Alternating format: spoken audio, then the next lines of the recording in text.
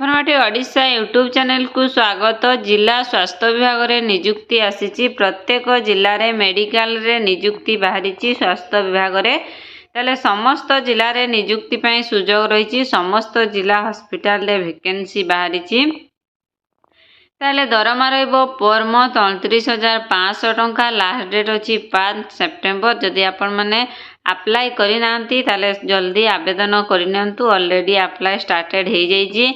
मागणा रे आवेदन करंतु। एठारे फी देवा पई पड़िबो नाही। समस्ते मागणा रे आवेदन करि परिबे। आसंतो संपूर्ण डिटेल्स विषय रे जानिबा जिला स्वास्थ्य विभाग रे आसीथिबा नियुक्ति विषय रे। ओडिशा डिस्ट्रिक्ट हॉस्पिटल रिक्रुटमेंट 2024 रे वैकेंसी बाहरी। अप्लाई ऑफलाइन रे करि परिबे।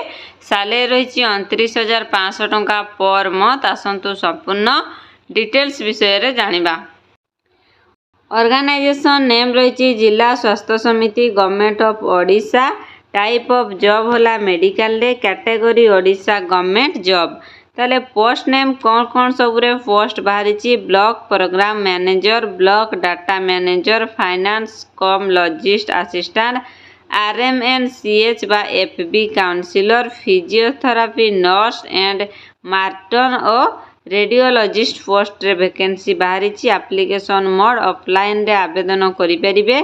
स्पीड पोस्ट बा रजिस्टर पोस्ट साहाय्य आपण माने आवेदन करि परिबे। Who can apply all Odisha candidate आवेदन करि परिबे। प्लेस ऑफ पोस्टिंग केवल ओडिशा रे ही आपण मानकर पोस्टिंग रहिबो। स्टार्ट डेट ऑलरेडी स्टार्ट हो जाइए। Gender both male and female उभय महिला और पुरुष एठारे आवेदन करि परिबे। एबे आसंतु जानिबा post name and vacancy details. केउ पोस्ट रे केते वैकेंसी रही। ब्लॉक प्रोग्राम मैनेजर रे गोटे वैकेंसी, ब्लॉक डाटा मैनेजर रे 2टी vacancy, finance cum logistics assistant रे गोटे वैकेंसी, RMNCH काउंसिलर रे गोटे वैकेंसी और फिजियोलॉजिस्ट नर्स रे गोटे वैकेंसी बाहरी। ताले एज लिमिट केते रही। मिनिमम एज रही 21 टू 45 वर्ष। 21 वर्ष रु अधिक होइतिबो। 45 वर्ष रु कम हेतिले आपण ठारे आवेदन करि परिबे। किछि पिलांकर एज रिलैक्सेशन मध्ये रही। ताले सैलरी केते रही देखंतु। ब्लॉक प्रोग्राम मैनेजर पई 29,026 टंका रही per month. Block data manager पई 18,833 टंका। फाइनेंस कम लॉजिस्ट असिस्टेंट पई 24,594 टंका। RMNCH बाय FB काउंसिलर पई 21,494 टंका। नर्स पई रही 21,494 टंका। ताले सिलेक्शन प्रोसेस किपरि रहइबो। वॉक इन इंटरव्यू हबो और डॉक्यूमेंट वेरिफिकेशन हबो। ताले एप्लिकेशन फी कोनोसी मध्ये एप्लिकेशन फी देबा पई पड़िबो नाही।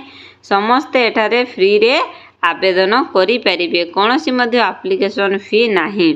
ताले माने क्वालिफिकेशन कौन बा इम्पोर्टेंट डॉक्यूमेंट सब कौन कौन क्वालिफिकेशन सर्टिफिकेट आपनकर जो भी क्वालिफिकेशन अच्छी क्वालिफिकेशन सर्टिफिकेट देबे।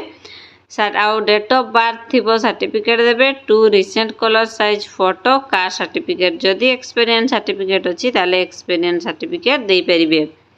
ताले अप्लाई स्टार्ट डेट ऑलरेडी हेइची। अप्लाई चलीची। ताले लास्ट डेट अच्छी 5 सेप्टेम्बर 2024 रे अच्छी लास्ट डेट। जदि आपण किछि इंपोर्टेंट लिंक विषय रे देखबा पई चाहउचंती ताले एटी देखंतु इंपोर्टेंट लिंक देछि। Notification PDF 1, notification PDF 2, notification PDF 3 दे दिछि। आपण माने सेटारे क्लिक करले देखि परिबे। देखंतु पोस्टल एड्रेस कोन देछि। आपण को पोस्टल एड्रेस रे जदि पोस्टल रे आवेदन करबा पई चाहउचंती ताले पोस्टल एड्रेस मध्ये दे दिछि। CDM and PHO cum district mission direct district HQS hospital Nabarangpur 8 रंगामुड़ post district Nabarangpur pin number 764059 Odisha.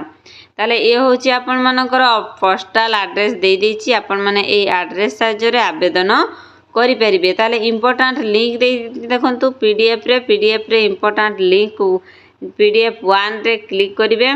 जो फोन रे गूगल को बा क्रोम को जिवे। क्रोम रे जाइकि आपण माने सर्च करिवे ओडिशा job.com रे सर्च करि सारला परे देखंतु ओडिशा गवर्नमेंट जॉब बाहरी जिवो। आपण माने सेटारे क्लिक करिवे। क्लिक करि सारला परे संपूर्ण job details Odisha government job विषय रे बाहरी जिवो। देखंतु ताले एठी बाची ओडिशा डिस्ट्रिक्ट हॉस्पिटल रिक्रुटमेंट देखंतु एटा ओडिशा डिस्ट्रिक्ट हॉस्पिटल रिक्रुटमेंट 2024 रो वेरियस पोस्ट बाची आपण सेठारे क्लिक करिवे क्लिक करि साला परे संपूर्ण डिटेल्स पाई जिवे ताले संपूर्ण डिटेल्स मु ऑलरेडी आपण मानको ए विषय रे कहि सारिची संपूर्ण डिटेल्स पढिबे तापरे आपण आवेदन करि परिबे। आशा करूची आज भिडियोटी आपण मानकु भल लागिथिबो जदि भल लागिछि भिडियोटी को लाइक करंतु निज फ्रेंड सांग साथी मानकु शेयर करंतु। आज भिडियो रे एतिकी रे विदाय नउची पुणी एक न्यू जॉब वैकेंसी वीडियो नै आसीबी रहिली नमस्कार जय जगन्नाथ।